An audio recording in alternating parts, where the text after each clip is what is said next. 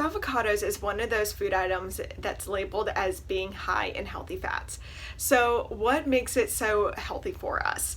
Well, it's high in unsaturated fats, and those unsaturated fats actually help to naturally lower your LDL cholesterol or your bad cholesterol and naturally raise the HDL cholesterol, which is the good cholesterol.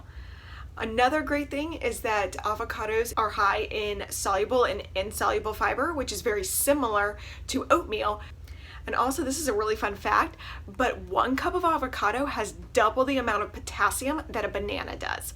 So if you are someone who's an athlete or sweats a lot in your occupation, then avocados is definitely something to add into your daily routine. A couple of my favorite ways to enjoy avocados is actually in a smoothie because it adds those healthy fats, but it also adds a really nice creaminess to that smoothie, and it doesn't really add any like weird flavors or anything. Another favorite way is in a breakfast taco with scrambled eggs and spinach. So let me know what your favorite ways are of enjoying avocados.